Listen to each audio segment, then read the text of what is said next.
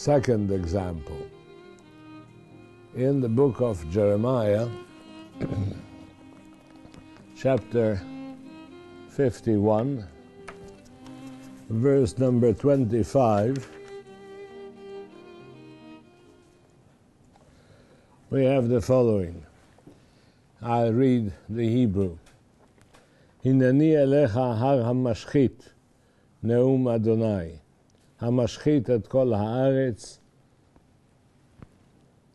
ונתיתי את ידי עליך וגלגלתיך מן הסלעים ונתתיך להר שרפה. הר שרפה.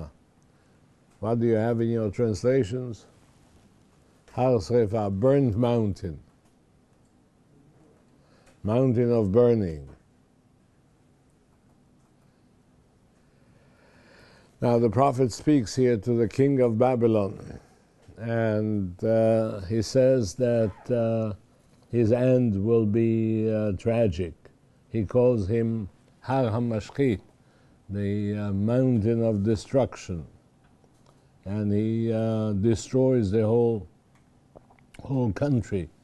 And he will be rolled down from the rocks and will get into a mountain of burning. What is the meaning?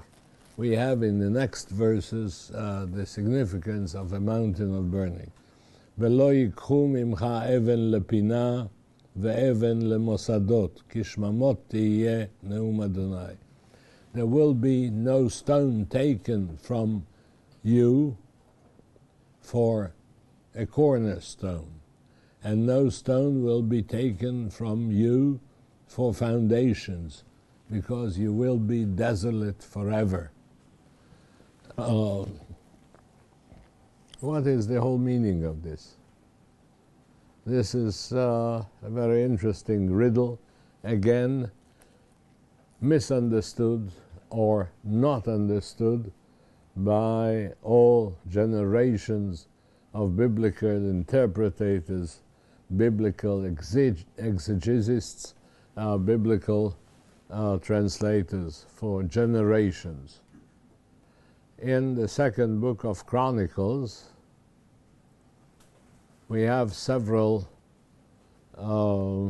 references to the burial of kings of Judah. In second book of Chronicles, chapter 16, in the last verse, we have the burial of King Asa of Judah. King Asa died somewhere towards the very end of the 10th century BC. And we have his death described in verse number 14. And I read,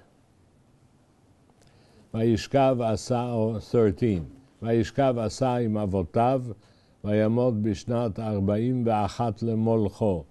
ויקברוהו בקברותיו אשר קרא לו בעיר דוד, וישכבו משכב אשר מילא בסמים וזנים מרוככים במרקחת מעשה.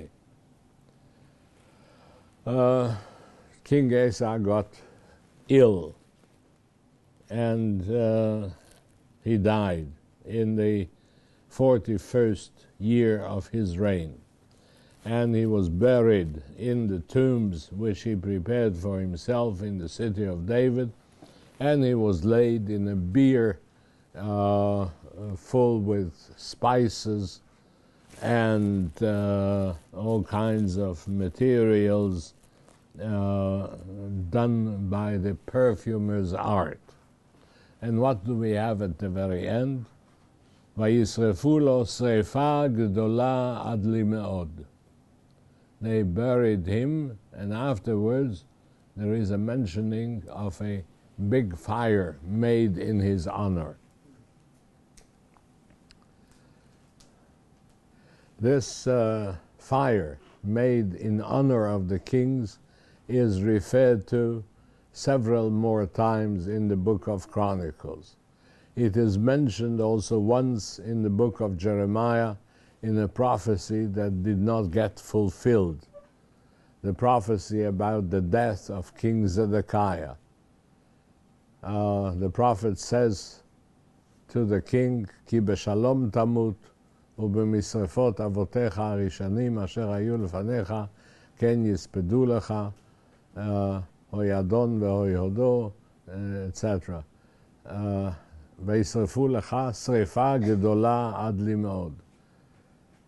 He says to the king Zedekiah, you'll die in peace, which was not what happened. He didn't die in peace.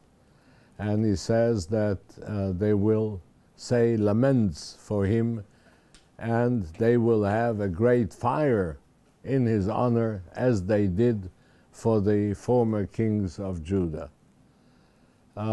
We have in the 21st chapter of the second book of Chronicles a reference to the death of King Jehoram of Judah in the 9th century BC, and it is said, because the Bible doesn't like him, or the author of the book of Chronicles, the chronicler, doesn't like him, and therefore it is said that he will not have a fire in his honor. Now, back to Cyprus. In Cyprus, Dr. Vassos Karageorgis, in his excavations in Salamis, discovered that one of those burials of monarchs from the 8th and 7th centuries, the kings of Salamis, had on top of the burial chamber a vast mountain, artificial mountain, a tumulus built over the burial. In another place at Salamis, he excavated another tomb of a king of Salamis, a certain Nicocreon, king of Salamis. And there he cut the mountain which was built, or the artificial mound that was built on top of the place. He shaved it off. Actually, he cut it in half and had a section through it, and found out that underneath this mound there was no burial. But there was a remnant of a pyre, a big fire, which was made in honor of King Nicocreon. The pyre was covered by a small mound of stones, upon which they impiled a whole earthen mountain. Very careful digging inside the remnants of that pyre showed remains of vegetation and fruits which were burned there, and also remnants of clothing, some golden buttons, some fittings for clothing. The place of the fire was surrounded by 16 holes dug into the mud brick construction upon which the fire took place. In those 16 holes, Karageorgis found remnants of burned wood, wooden poles.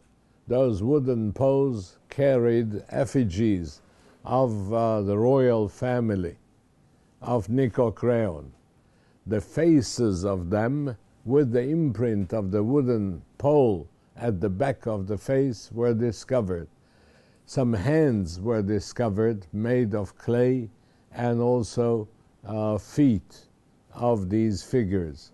So these were effigies which were present in the memorial ceremony for the deceased king, and they surrounded the fire.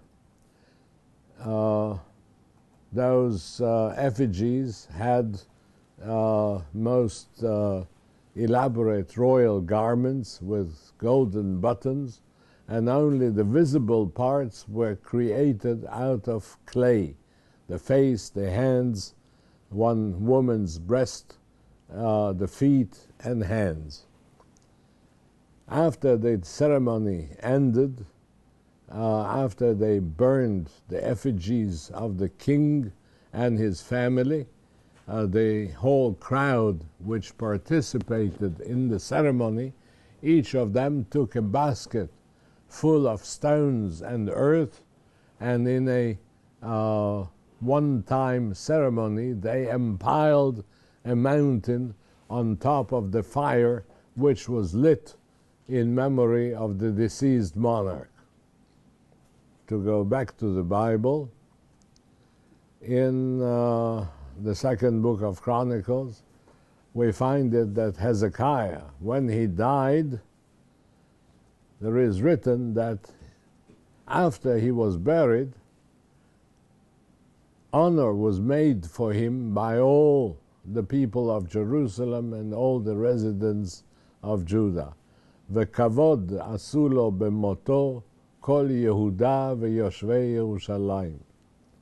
Now, the nature of that honor paid by the entire population of the kingdom, all the inhabitants of Judah and all the residents of Jerusalem, was that fire.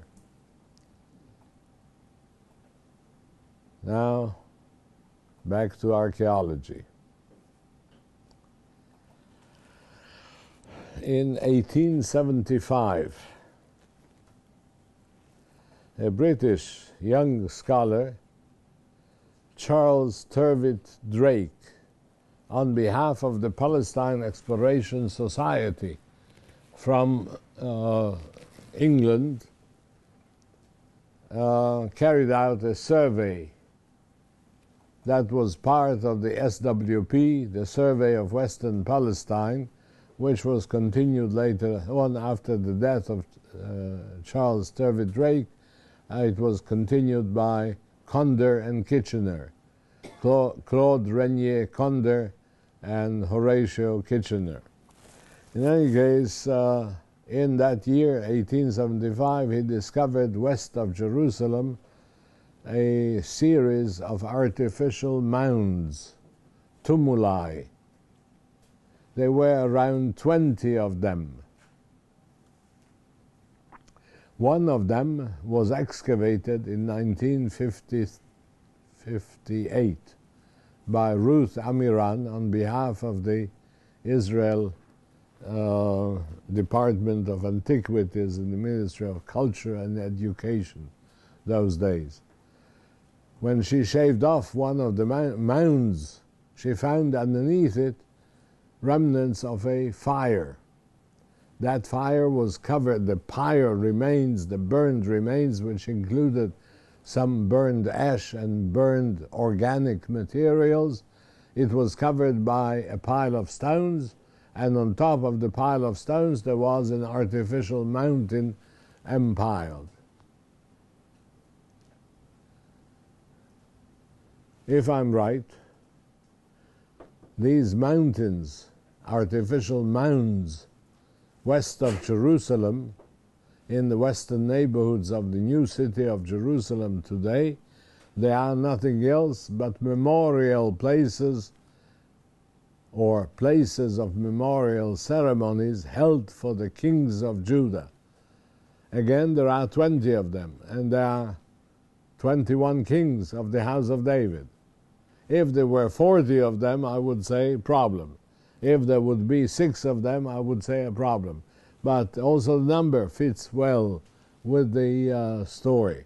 We have 21 kings from the house of David in the biblical account, and we have kings mentioned not to have a fire in their honor, and we have some others who were not of the royal family who got the honor of being regents, and they got the treatment as if they were kings. In any case, this goes back to the verse in Jeremiah. In Jeremiah we have it, Har Srefa, burned mountain. Now, studying this phenomenon of a mountain built over a burning made in honor of a deceased monarch is very interesting. in the verse in Jeremiah, we learn the attitude of people towards these mountains. Lo yikhu mimcha even lemosadot, even lepina. There won't be any stone taken from that mountain to a cornerstone or for a foundation. It was prohibited to take any stone out of these mountains because they were there for posterity in order to remind people walking in the mountains of Judah to remind them of the deceased monarchs of the house of David. This gives us a very clear understanding of the words in the book of Jeremiah, chapter 51. The king of Babylon will die, and they will have a memorial for him, and upon that memorial place there will be a fire, and upon the fire there will be a mountain, and not a stone would be taken ever from that mountain. This is a new interpretation, and it makes sense more than any translation, more than any exegesis of the text that I have found in generations of scholars.